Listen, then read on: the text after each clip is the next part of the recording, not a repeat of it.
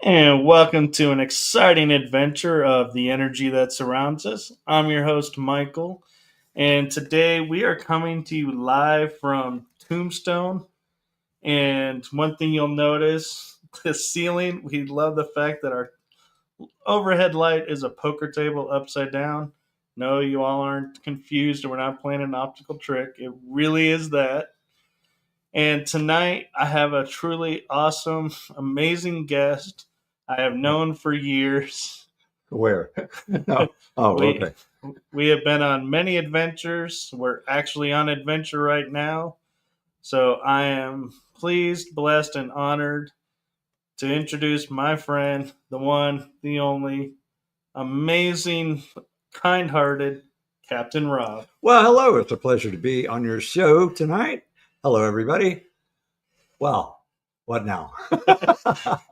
So, if you knew all the things that Captain Rob has done, the list is endless. There's no way I could do justice. Why don't you give the audience a little bit of your background? Well, from the time I was about 15, I started doing stunts with movies in the background of movies, special extras, doing everything I possibly could to work. And at that time, I had been released from a children's hospital where I was burned up almost 70% of my body. And I know what it is to live in a children's hospital. So my only goal was to give kids a living, genuine hero that's been in that bed they are now. And I do nothing but my stunts in movies, raise money, buy toys, give them to children just to see them smile through the pain. Because I was never given a toy, and I know what that is to go through that. A toy, you don't have, when you're in a hospital, you worry about dying. You see your friends die, and that's what you think about. All you know, when I was in the hospital, that's back in the 60s, is the doctors would hurt you. As a child, that's all you knew. They didn't have children's psychologists at that time, none of that. And that's all we understood. They were hurting us. They weren't helping us. We didn't realize that they were actually helping. So I thought when I get old enough, this is what I'm going to do. I'm going to create a hero that's been where they are. And I guess multi-world records later, I managed to do that because now I am in the Stuntman's Hall of Fame for helping children. I received the Living Heroes Award from the Ripley's, believe it or not. I received a Living Heroes Award from the Guinness World Book and the Global World Book, which is, I guess, in Asia somewhere. I managed to get in all the World Book as a living hero for helping children. It's all I've done. It's all I know. Now, as I got older, of course, I got involved in the paranormal. And the mysteries of the paranormal ate me up. I loved it. And I started doing it. I guess I started that when I was about 16 years old.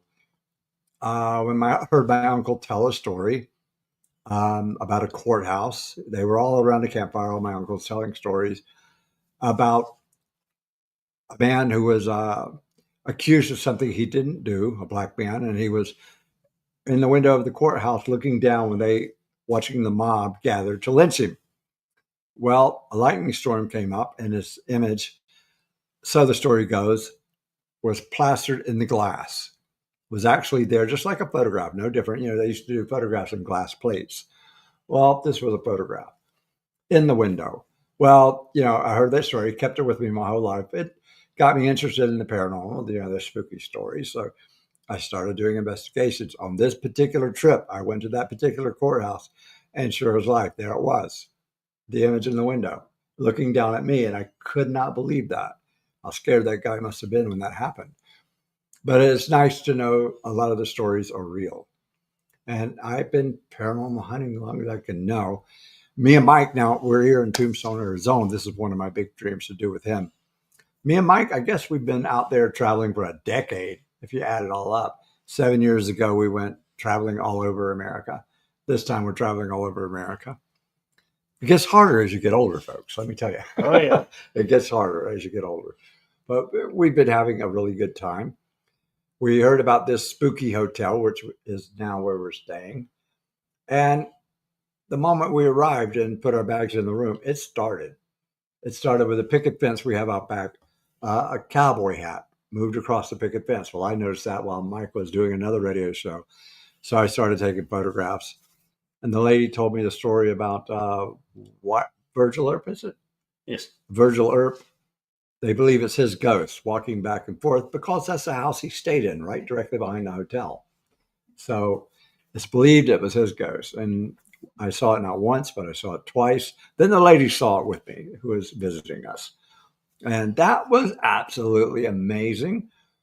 But we've heard nothing but stories about Tombstone while we were here. We had dinner and we heard lots and lots of stories about this place. It's absolutely fantastic. It is. And one of the funny things is painted on a fence is a cowboy, a cowgirl, and Two two little kids. kids. Yeah, two little kids. And he goes, "Oh, I think I saw that." And I sat down. I wasn't laying down, but I sat right where he was, and I was like, all I saw was a tree. So we You were can't like, see it. yeah, the fence doesn't exist in that Well, position. you know how the light goes through a picket fence. Well, if anything was on the other side of the picket fence walking, you would clearly see it breaking the light. And this didn't happen. But the cowboy hat was there and nothing breaking the light. Yeah. Needless to say, I went and changed my shorts, came back. But it was definitely real. There's no doubt about it. I had a witness with me, so it's beyond real. And this is starting to become more interesting. Now, folks, people call me Captain Rob because I sail ships. I have a group on Facebook called the Ghost Ship Hunters. And what we do is we sail out and explore the unknown. Where I got interested in that, I've always been sailing because I grew up in Florida. But I sail large ships. I restore them, ships from the 18th century, 16th century. I just restore them and we sail them. We make them work and we sail them. And when I say into the unknown, for example, it's called Ghost Ship Treasure Hunters. There's a reason for that. We follow ships. One ship, for example, we followed out. And the fog ship. It just looked like a fog ship way in the distance. We followed it for a long time, probably about 2 days, and it suddenly stopped. And I told my crew, full sail, don't stop, keep going. And we literally put our living ship into the fog, and when it vanished, right then it vanished. And so we sent divers down. And sure enough, there was a sunken ship directly under that fog. Where that fog broke up, there was a sunken ship. And that started the Ghost Ship Treasure Hunters. I found out how real it is. And I realized absolutely nobody is doing ghost hunt or anything like that, paranormal investigations on ships, wooden ships, I'm referring to, not the Queen Mary or something, but actual wooden galleons, cannon battleships. Nobody's doing adventures on those ships. Now, they're 300, some of them 400 years old. And I've always wondered why. They're extremely, extremely active. And I've had people go on the boats with I love this, they're paranormal toys. And those toys go nuts when they go below deck. And there's no way to explain what that is because the ships are made of wood. There's no metal, there's no electric, there's nothing to interfere with those machineries, and they actually go nuts. And I really enjoy that part of it. And I enjoy the video footage they come out with from those ships. But the other reason they call me Captain Rob is because when I do massive projects, extremely large productions. For one example, I built a Viking ship out of 50 million ice cream sticks, 5 tons of glue with the help of 5,000 children to help children. This ship is 45 foot long and it's a sailing Viking ship. It's a fully functional Viking ship. Everybody, including Guinness, says, nah, it can't be done. Well, I did it. The other thing I did, helping children, is I created the world's largest delta kite, 1/2 mile by 1 mile long, using giant flagpoles as sticks and a giant steel cable and a tractor. They said it wouldn't work, but it worked. And in fact, everything I've ever done was said to be impossible. But now I'm out to prove to kids anything is possible. I'm a handicapped person, but I'm out to prove you can do anything. If you believe it, it's in your heart, it's in your spirit, and in the right direction, you can do anything. And I'm putting that into the paranormal world as well. So it's a nice study what I do. I don't think there's anybody else in the world doing things that I do. So No, and you actually did an adventure, and I kind of was like surprised that you were able to do it because of the location, and that is the Paris Catacombs. that was fun. The Paris Catacombs, they have a little spot where they send tourists down, and you're literally these are caves under the streets of Paris, 7 foot tall, 13 to 30 foot thick, of nothing but human skulls.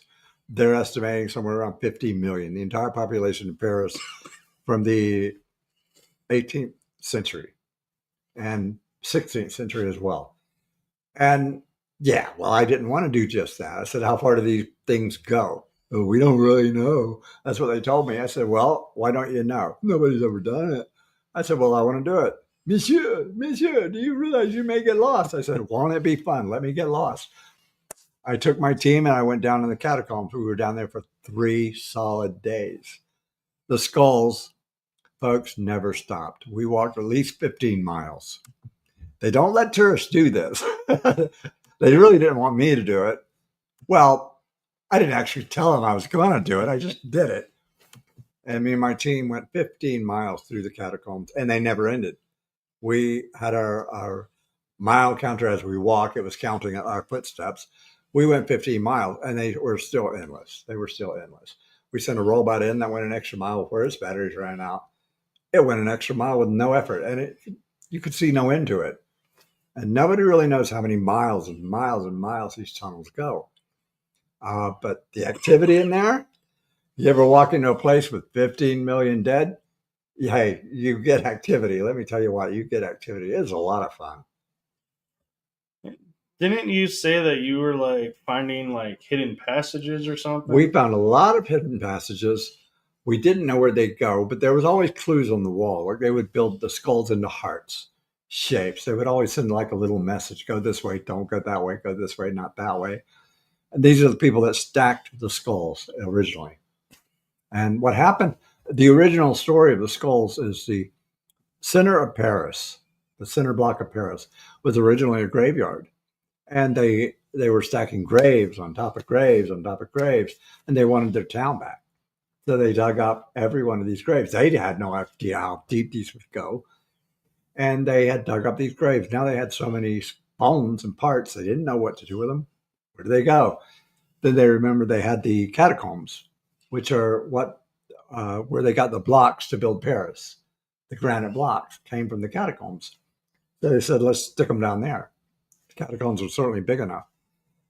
The catacombs originally were 50 feet across, wide, and about 9 feet tall when they started. There's enough space for 2 people to walk hand in hand and nothing else. That's how thick they built them up in there. And they just go on forever and ever and ever.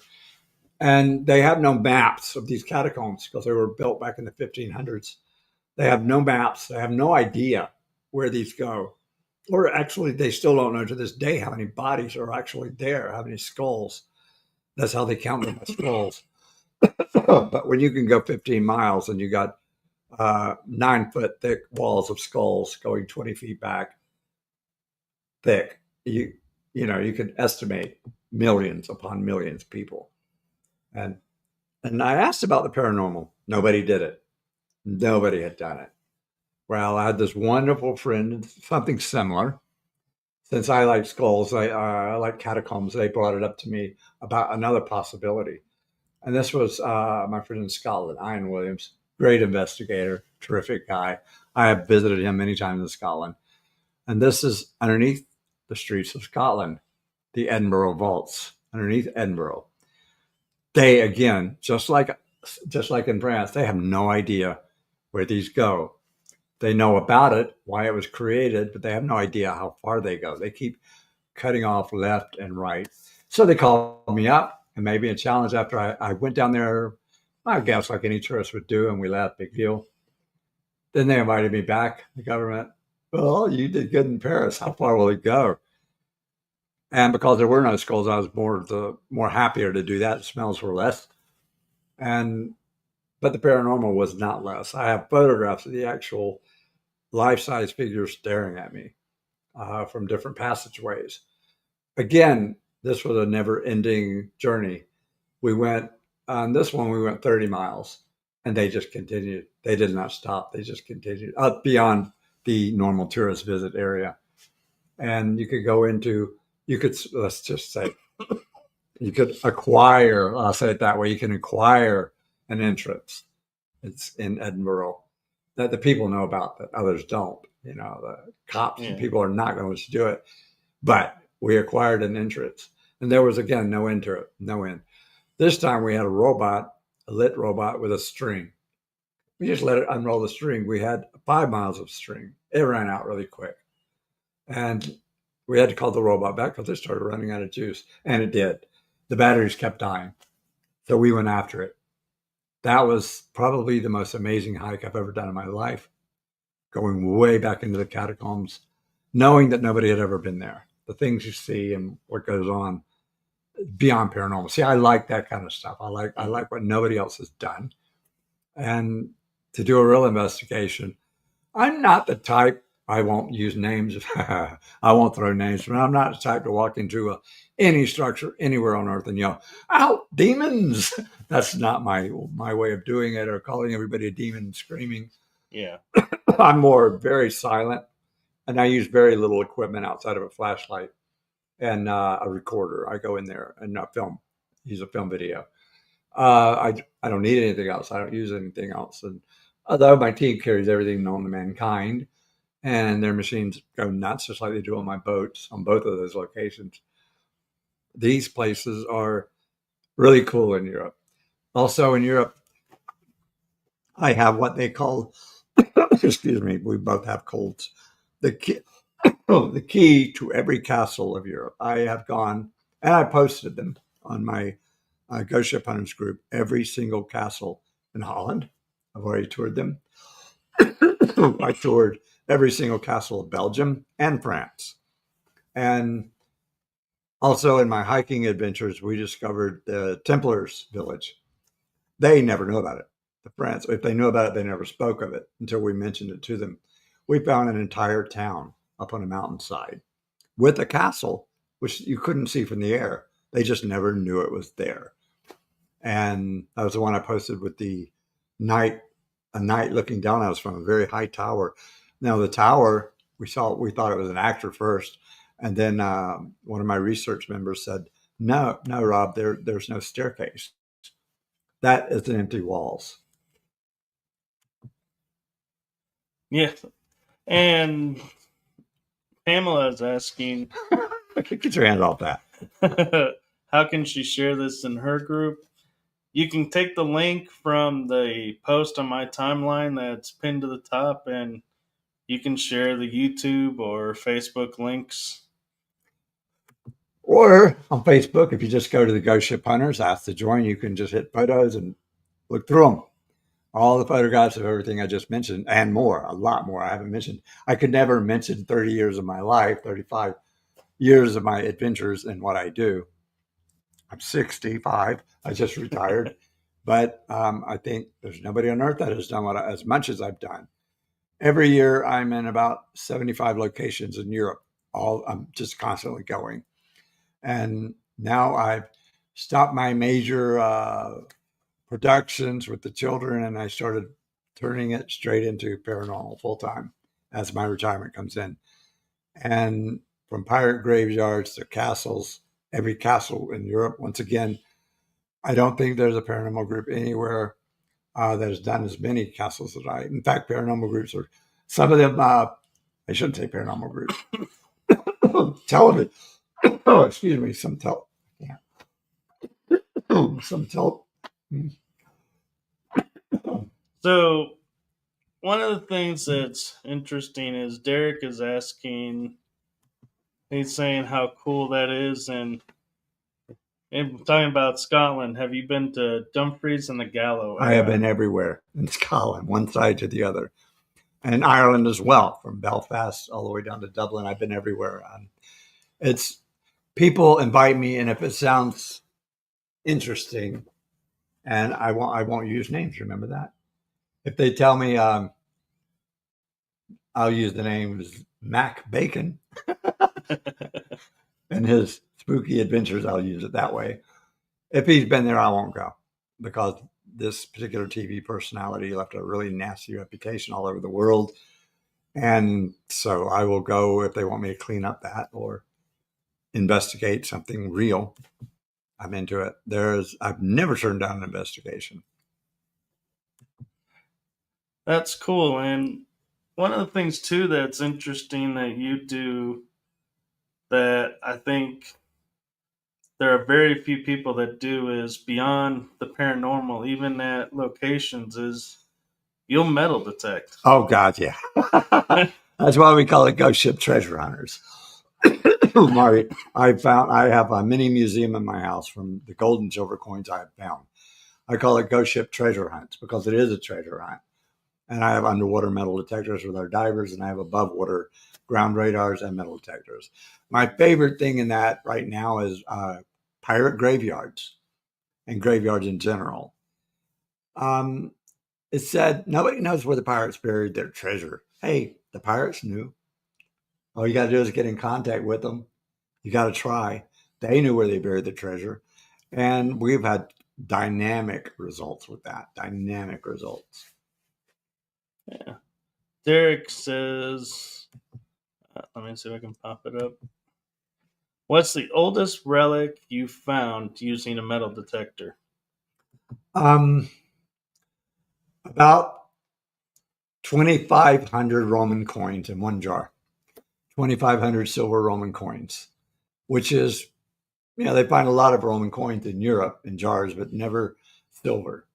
Well, I read in a book where the Romans used to bury only silver coins on a riverbank to their gods, or thank you for the god, like when they traveled from Denmark to the Netherlands. They would bury it on the Rhine or somewhere on the river, wherever they camped. Now, metal detecting on land, I started finding silver and gold artifacts, not coins, in the land. So I knew this is where they were building their boats. And I would start researching the shoreline, and I would find these pots full of coins. And I have, I think, now 18 treasures, official treasures found. They're considered treasures when there's more than 10 coins. So, when you find these treasures, what's the procedures that you have to follow to keep everything above board? Well, I'm not sure I'm following now. Well, meaning, are a lot of people will say they found I don't, I something, but don't. they don't disclose. If I find coins, I don't sell them. First of all, if I find them in Holland, they belong to the country of Holland. They don't belong to me. It's their history, not mine. And it belongs partly to Denmark because it's their coins, their people who dropped them or buried them in the case. I have a mini museum in my house. Those coins are in my house in Holland. They're not for sale. They're for display only. They're for looking at. And it's for people visiting me. I'll show them the coin. and about every coin and every plate. Be aware, every coin and every plate and every cup, and they keep close track of these things. And it's the way I set it up. I, I I don't believe in these guys that find these artifacts in Egypt or wherever they find them and just sell them on the market. Yeah, you could get rich that way. I could certainly, but it would be stealing from the country you're searching in. They give you permission. They're nice enough to give you permission. Then you should be nice enough to give them the artifacts you find, or at least give them the option to say, here's the artifacts. It's up to you. And one thing too that you do that I find that's a really big homage to history and to keeping history alive is the D-Day remembrances that you do. Every single June 6th, every single D-Day, you can find me on Normandy Beach. Not where the big celebrations are. Sometimes you can, but usually on the beach itself. Now, I was at the last 12 celebrations. I went to celebrations. I normally don't, but the presidents were going to be there, and I thought, okay. And some celebrity friends of mine from Hollywood were there. I was there when Joe Biden went wandering away. I mean, I shouldn't say that, but I was there when he went wandering away. And they pulled him back to the stage, and I didn't know what to think of that. I think the Paris leader kept looking and laughing. I was 3 seats back. You can actually see me in the videos of that. I was the only one probably there at that event that actually busted out laughing. I couldn't help it. I just busted out laughing. I've never seen anything like that coming from a world leader. Now, you got to imagine to the everybody's on the stage, including the president. Now, to the left was a parachutist that came in, a D-Day parachutist to show off. To the right, there was nothing but trees and grass and forests. There were no graves. The graves were behind us, by the way. So when he was up on stage, he was looking over the graves. And he just went walking off. And I'm like, well, gee, at least let me give him a metal detector so he doesn't look crazy. If he's going to wander off, at least metal detector, something.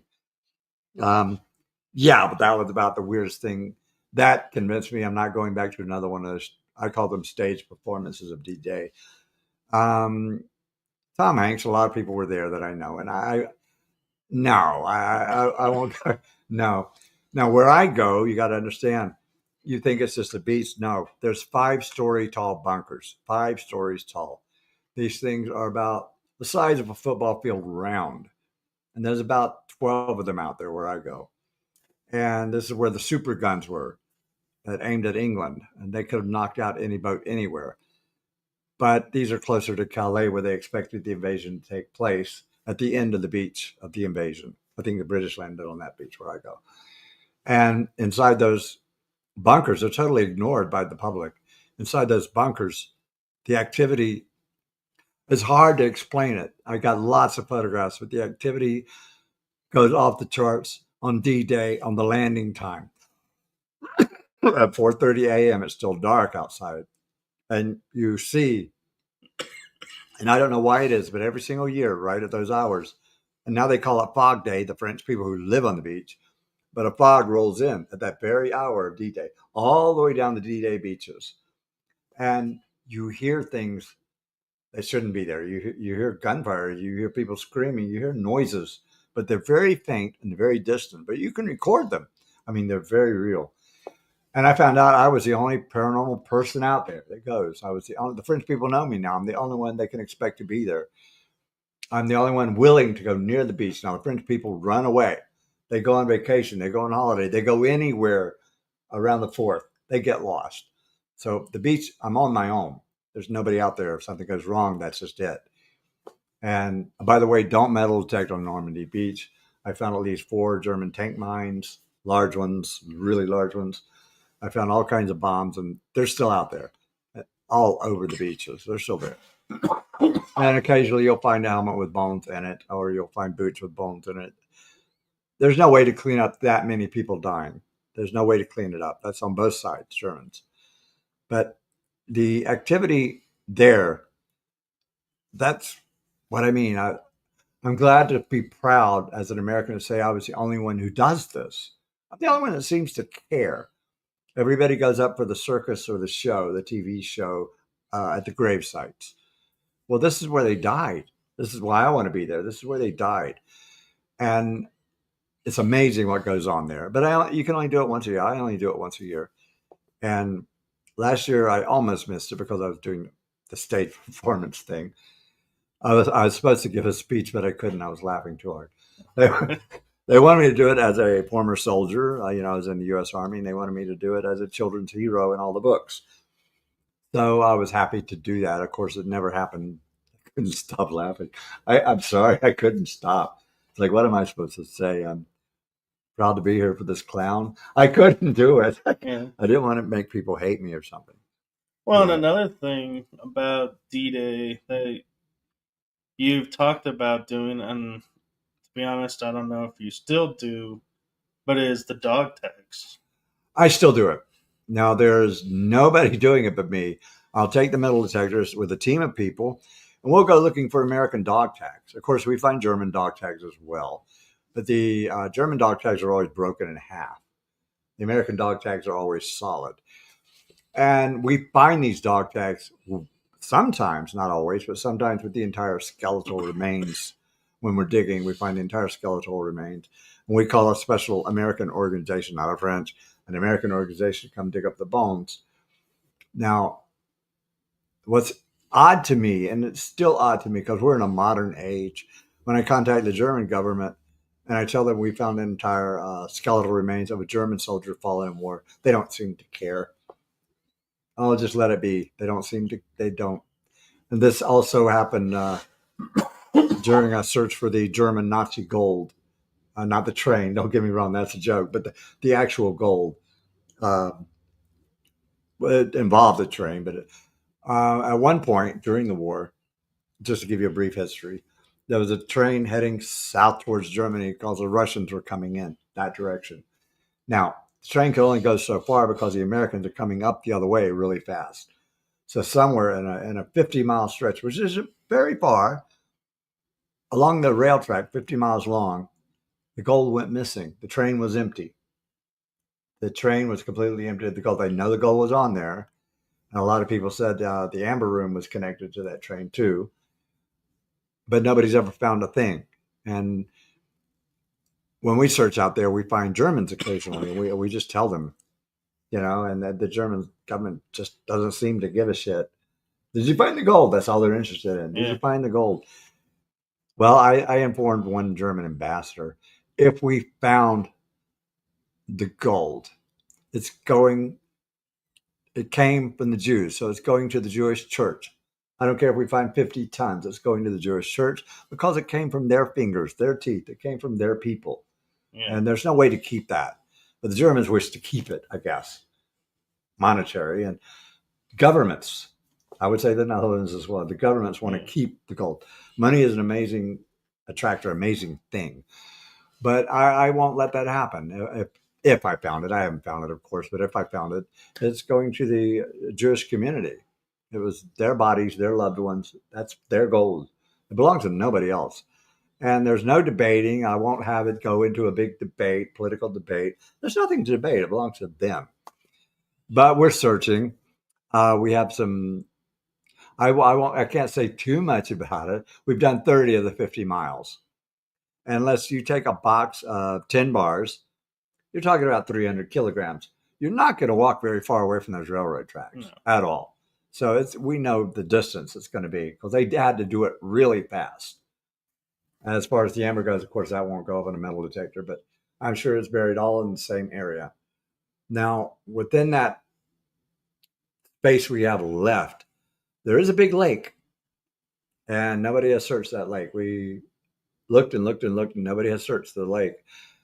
And I'm starting to wonder if they didn't just dump it all in the lake, because that would make more sense to dump all the gold in the lake and come back for it later, logically. You'd have to bury it shallow, though. So in my routine in June, that's what we're going to be doing. We're going to be diving that particular lake or draining that lake. But once we get the political side of it dealt with, and the Dutch government's really cool, with my plan, giving it to the Jewish community immediately. It doesn't have to leave Holland. There's a big Jewish community right there. They can send it to Israel. give it to the Jewish community within Holland. It's theirs, their people, their blood, and let it ride. Let's see what happens. I think they said right now I'm probably one of the explorers that's closest to finding it than anybody in history. How close am I? Von Garrett, my good friend who owns Garrett Metal Detectors, gave me quite a few machines for this process. He just gave them to me. He said, "You're closer than anybody. Good luck." And yeah, come to think of it, most everything I've ever done, these big productions I've done, have all been on handshakes with big major corporations, just a handshake. And if I'm honest with them, they're honest with me, and I do things on a handshake. Of course, I can always say, Nick, go find your own gold. I can always do that. So they got to keep honest with me.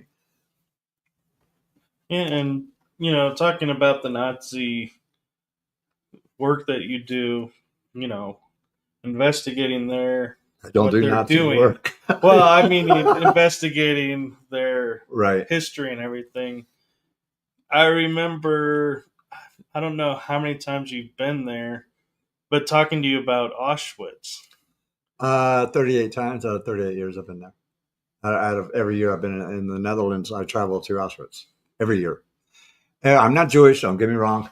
Um, there, I think people are crying for help that are there in the spirit world. We're talking the spirit realm now. When you go there, and that's why it's such a popular place for people to tour now. If you go there, you immediately feel it. You immediately feel the depression. You immediately feel the people.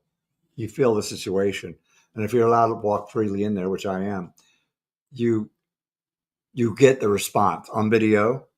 You say, "Please show me you so I can help you," and they do it. This is the only place I know where the paranormal will react to you immediately. They're really wanting help. And of course, you can carry a trainload of sage. You're never going to clean it. It's never going to be cleaned. And you don't know how to help them. I don't.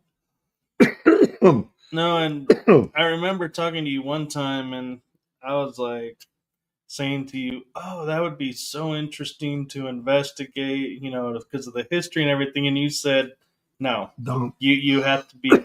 You have to be a certain type of person to go into Auschwitz at night under alone and walk out with your sanity. You have to be a certain type of person, and and I'm not kidding a bit. You have to be a certain type of person. Now, people said, "Why not outside the walls of Auschwitz? Outside the fence."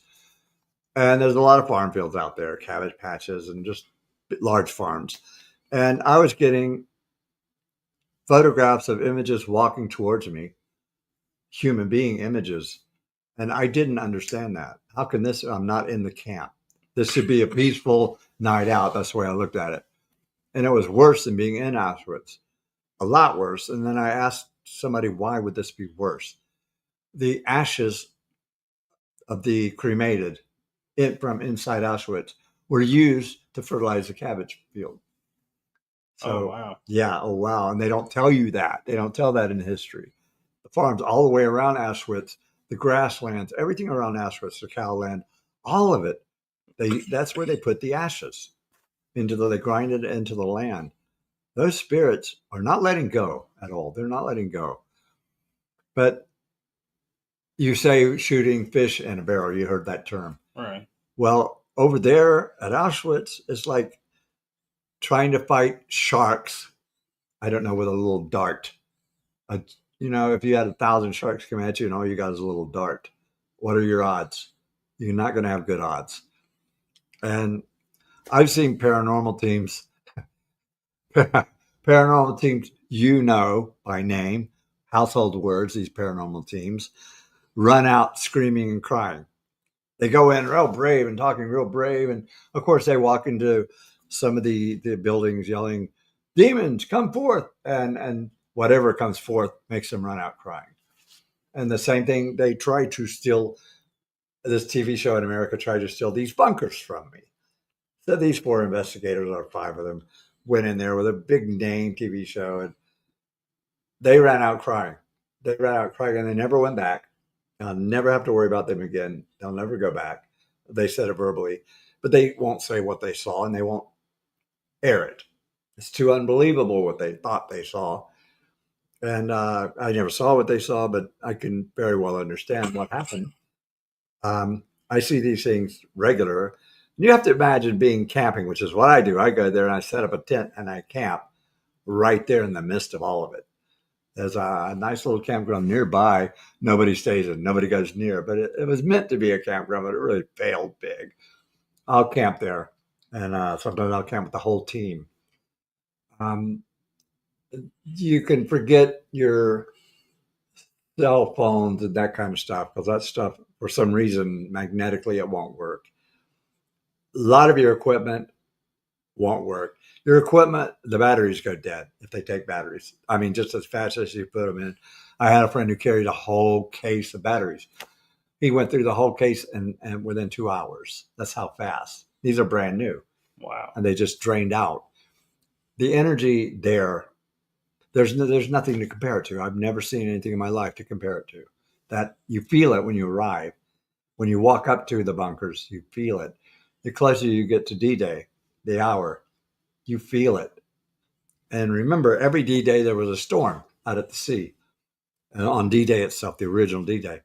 Well, what do you call it, paranormal or what? Every single D-Day, a storm erupts 1 hour before the landing. Is that a coincidence?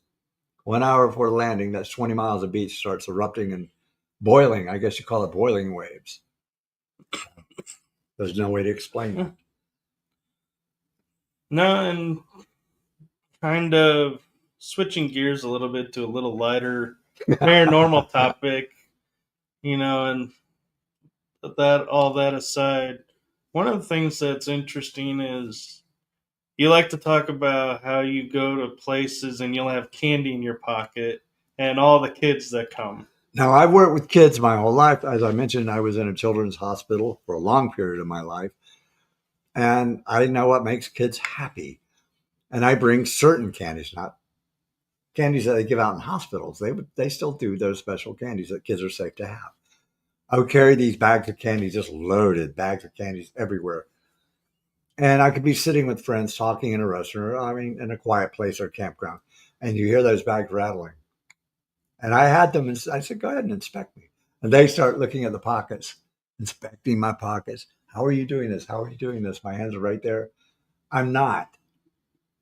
And they get freaked out pretty much. But I have a habit of, I went to Ireland to a children's place. I've been to Scotland to a place, a home for children. I have this habit of making children giggle. We're talking spirits. I can make children giggle just being myself. They know I've been where they were. They know I've been in the hospital. They know my situation. I can make them giggle. I can bring it out. I don't care where I am. And I've been challenged on hundreds of investigations where I made kids giggle. For me, that's life. If I can make a kid happy, that's where I'm at. I'm right there. That's what I'm basically all about. That's what I've always been about my whole life. Just Yeah. helping kids, make them smile. And the other story I was going to bring up, I'm sure you know which one I'm going to say is, and I've seen the photos, so and it's like incredible to see the fort that's not a fort. Oh God, that was fun. We were there. There was a mountain in Austria. A friend invited me to stay in Austria for a week because he wanted this. He's heard about me and that I'm fearless, blah blah blah.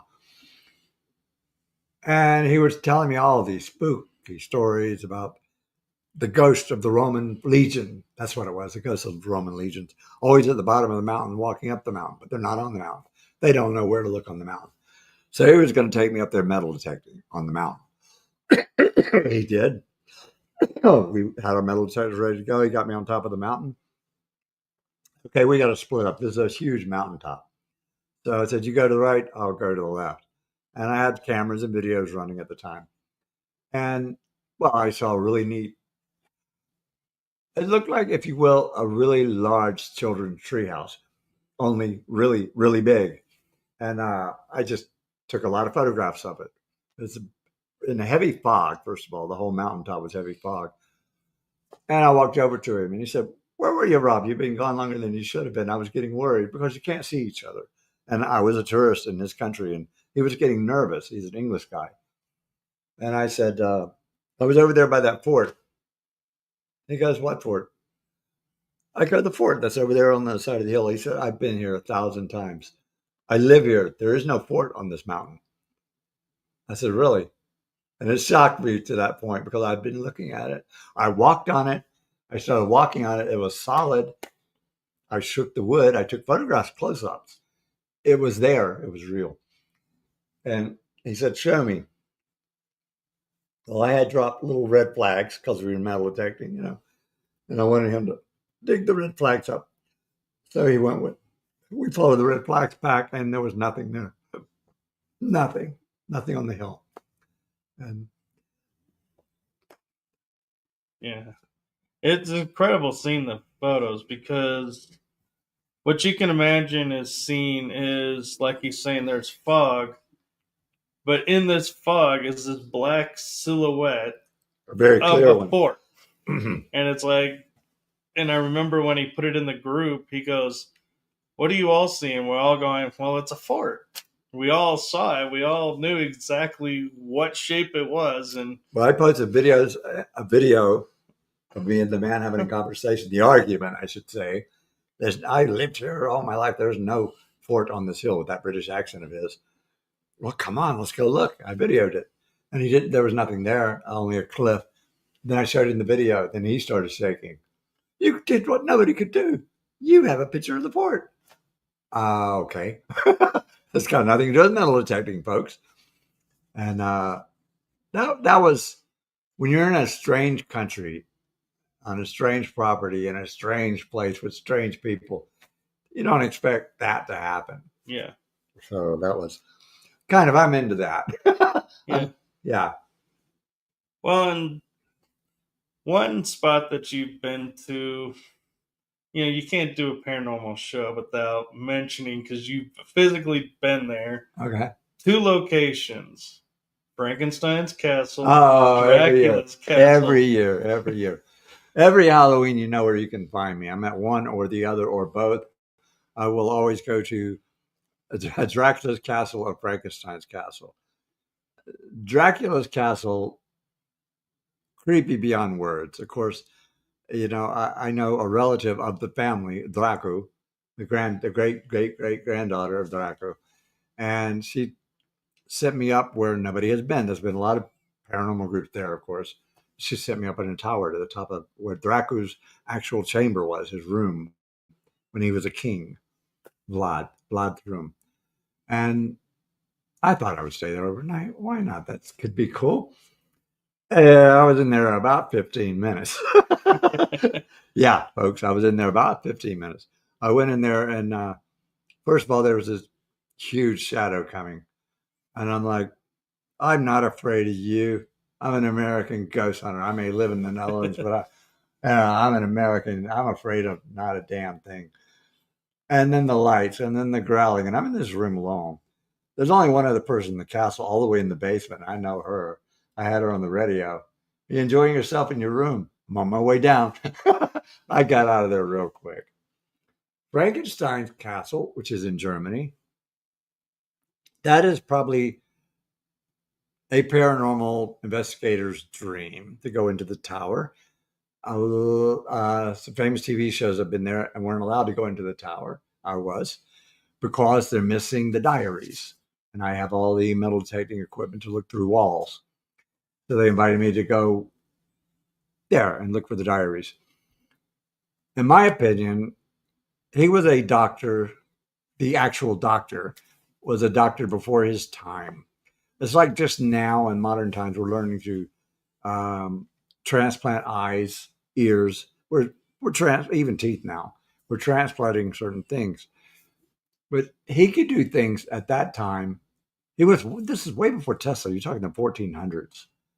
This guy had control over things that the town could see from the town, the lights going on when there were no electricity. There were no lights, but he had them going on. In my opinion, he was just a doctor before his time. There was a story they told me about a man got trampled by a wagon rolling downhill. His arms were cut off, his legs were cut off. He's dead as far as that goes. Now, back in those days, they used to take dead bodies out of the grave to work on, to learn. Well, he was freshly dead. They didn't have him in the grave, so they took him to the castle. Now, you got to imagine if you're a townsperson, you see the dead body went there to the roof. You see all these lights and all this stuff going on. And a few days later, you see a guy physically, okay, on sticks maybe, but physically walking out, not dead. This is where the legend became. And they burned down the castle. The legend is they burned down the castle, they killed the guy. But the equipment's still up there.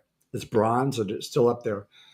It's all shot, of course, rusted shot. Some of it stone, I call it stone shot, will never be repaired. But it looks like more like a Tesla's lab than anything else. There's nothing you can identify, let's put it that way, as a light bulb, or you can't identify any of that, or electrical cords even. But you can look at it and you say, it's something like Tesla. But again, nobody knows what the stuff was used for. Nobody knows how he did it. A lot of people said the original guy was a monster. A lot of people said it's just a Shelley book. It's just a book. There's more to the book. Every book is written. There's basis behind every story. From Dracula, there's a lot of basis and back of it. From Frankenstein, there's a lot and back of it before the book was written. But now they're trying to find the diaries, and I believe the diaries do exist. He wrote it in stone on the wall that it exists. In my books is your favor, your ability to move and walk. That's in my books. And he wrote it, chiseled it into the walls, which is part of the castle forever. He hit them real good, and nobody knows where. In those days, they used silver buckles to close books. So if there's any silver or metal involved, I could detect it with my machinery. But you could only do so much in so much time. So, and you have to be willing to hang out, let's say, for a day or two, which even I'm not willing to sit there alone for a day or two. It would take a bigger team, let's put it that way, a braver team than me. Dracula's castle. Vlad Dracula, that's another story altogether. He was a very real person. A lot of people don't know that. Dracula drinking the blood, that happened. It was a very, very real person. When they went to search his grave, that's why they say they don't know where he's buried. Back then, when they buried a vampire, let's say it that way, they would put his skull between his legs, a stone in his mouth. They would cover it with heavy stone and heavy steel spikes and chains. So nothing can get out, nothing can get in. Well, they found one, and it was marked Vlad. And they really believed it couldn't be anybody else because it's buried on the property, literally. And they opened it up, and the dust that was in there was shaped as a human. There were no bones, but you could see where the bones were. It's like the bones stood up. And that was a recent find. And we're still looking into that. We're still looking at it. It's the best I can say on that. So MN has got a question for you. Sure. Did any of the spirits or ghosts ever follow you home? Yes. Yes. Yes. Yes. Yes. Yes. How about almost every time? Almost every time. But I am one of those people that enjoy it. I enjoy it. I like that because I'm not worried about evil possessions because I'm not that type of person. First, you have to be possessed. You have to be open to it to get possessed. I'm not. I don't open up to them. And I have lots of sage. And I will let them hang out with me as long as I want them to hang out with me. I have a few little children spirits that hang out with me to this day. And I've had friends and groups come from America to meet my little friend. And I won't say too much about that, but she's very real, very much there. And I won't let her go away. And so a fun little fact about Rob and I is on our first road trip. I love telling this story because it's kind of humorous, but in the same way validating of a lot of things. Is we were at West Virginia at the school that we thought was Ramsey School, but then we found out it wasn't the Ramsey School. Right? Oh God. And I go into this closet area, and something tries to push me through the floor, and Rob is in the hallway. And when I come around the corner, he's fixing his hat, and he said something flicked my hat off. And I was Yeah. like, man, I can miss all the cool stuff. But then we heard, was it a giggle or a Yeah. voice? A giggle, little girl. And Rob looked at me and he's like, I could see his eyes going, you heard that, right? And I was like, Yeah. oh, yeah, I heard that. Yeah. And I was about to go somewhere, and we turn around because we hear it again. And we go running towards that room. And I went out there, but you stayed in the doorway. And then we all did our own thing. And then we went up to the top floor. I will tease little kids to make them laugh, living or dead. I will. Yeah. So we went up to the top level, to this little room that was sticking out like a closet that had windows and all these flies in it. It was the only space that had flies, and we were like, That was wild. Yeah, that was. You just got to go with it. Wherever there is good, there's evil. It's just commonplace. There's good and evil in the world and outside our realm. There's good spirits and bad spirits. I had this argument with a minister on radio before I left, an American minister. He's rich. He owns a lot of airplanes. By the way, he's in Texas. He has an awful, I won't use names again. He has everything under the sun, and he thought I was this incredible sinner. I help kids, but I'm an incredible sinner, right? This guy. He's like, you're hunting ghosts and evil spirits. I said, wait a minute, pal. Every book, you said, you're a minister, you know the Bible, right? He goes, yeah. I said, every book, religious book, don't care where you go to, Old Testament, New Testament, the Jewish books, the Quran, there's ghost. It mentions ghost, Holy Ghost as well.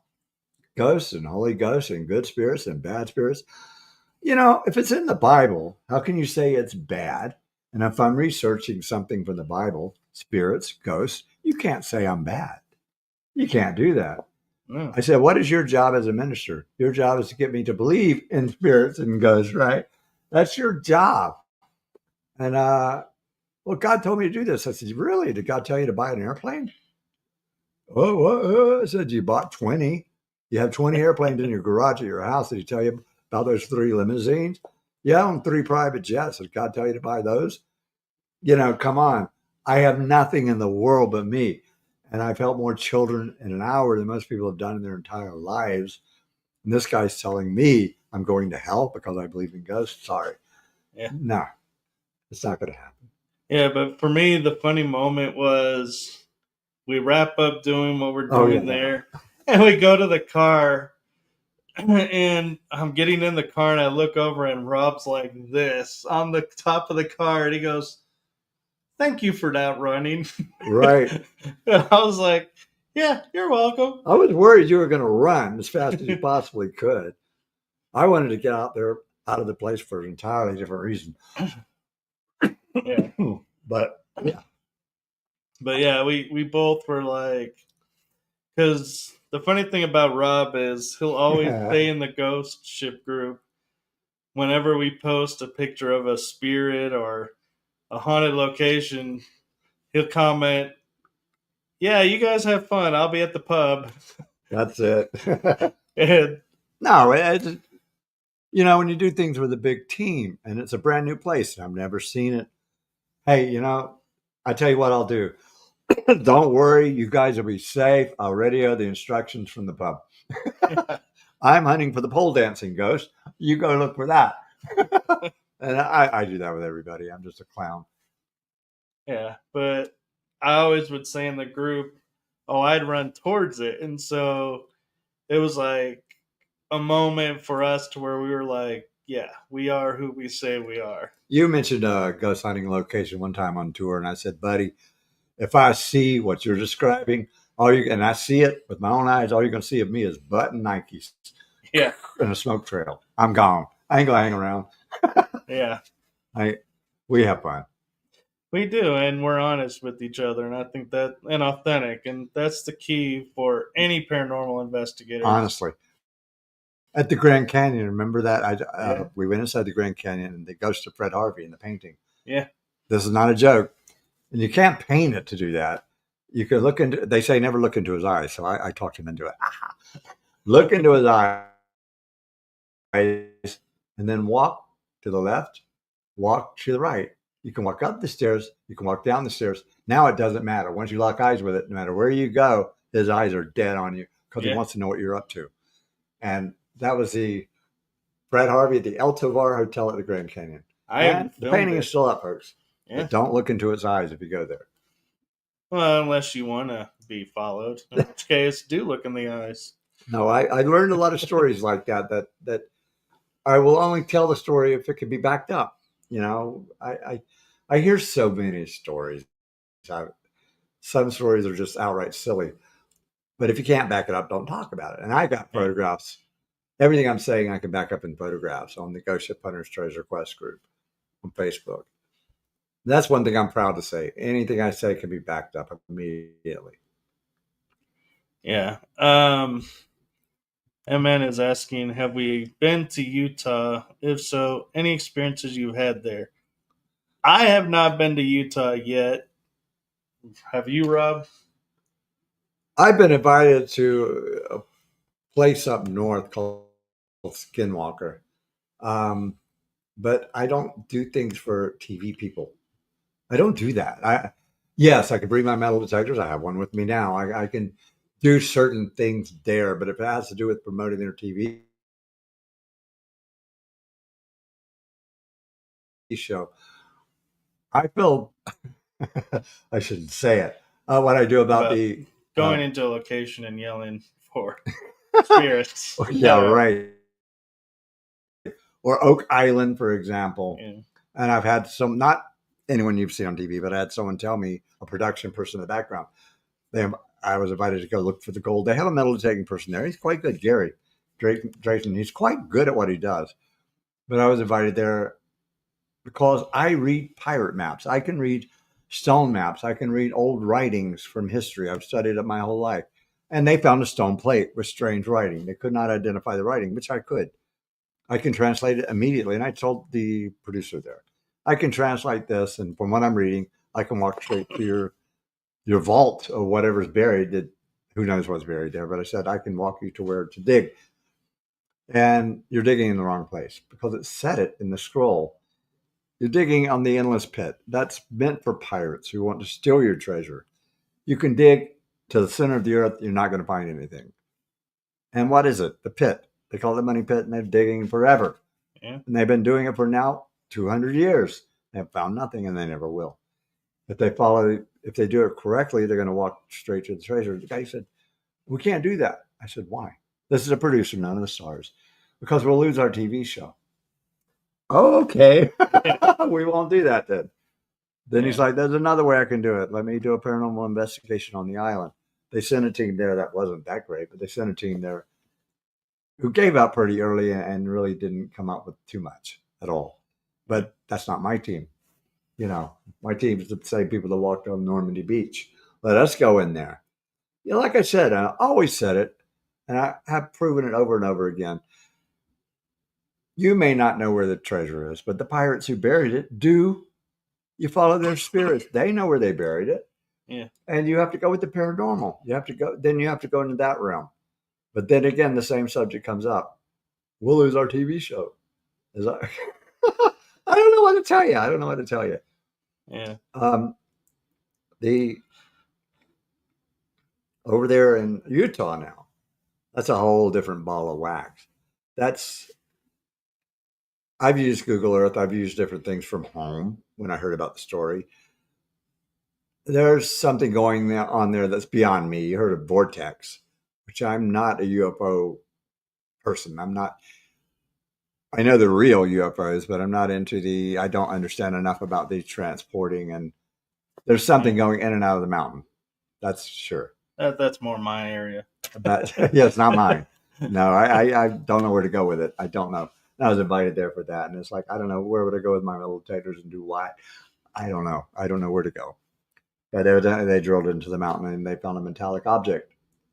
And my machine will tell them exactly what the metal is, but they sent it away to a $1,000 an hour guy who told them what it was. Although we were invited to go next door, weren't we? Yeah. So it might happen on this trip. I don't know. There's still enough time. Energy, I think we're out of gas at the moment. Yeah. We're about to go walk the streets of Tombstone. Whatever's left of us might just do that. We have no next. I have 3 weeks in the country in America before I go back to Europe. So we have 3 weeks. We could be in 7 days all the way back to Florida from anywhere. Yeah. So stay tuned, and we will keep you apprised of our journey. And we're going to a haunted bridge. Yes, we are going to go check out a haunted bridge. So that's something I've never done, folks. I've done hundreds of things. Actually, I've done trestle bridges, but I've never done what they're describing. This will be a new realm for me. Yeah. So we'd like to answer all y'all's questions, but unfortunately, we have a couple of people waiting for us to go show us this bridge. We got to tell them. You know, just before this radio show, we went to dinner with his friends, a paranormal group.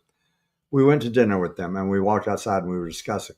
Suddenly, we're way up high, maybe 100 vultures circling like they do on a dead animal or whatever. We took a slow walk back to this hotel, and they followed us. They followed us the whole way back. That was weird. And now you want to go on a bridge. Yeah. Good job. Yeah. So, Derek, we have done St. Augustine. So I grew up there. And MN, if we come to Utah, we'll definitely let you know. We'll let everybody know. So just keep watching the shows. Remember to click like and subscribe to follow along, and helps out with the algorithms. And with that being said, we are going to say good night to everyone. Good night, everybody. It's been a lot of fun. It has. So safe journeys to everyone. Have a wonderful night. And good night from Tombstone. Whoa. Spirits are ready for us. It's already happening. Yeah. The screen just blinked. So we're going to end here before we lose Wi-Fi, and we'll go see what's going on. Good night, everyone.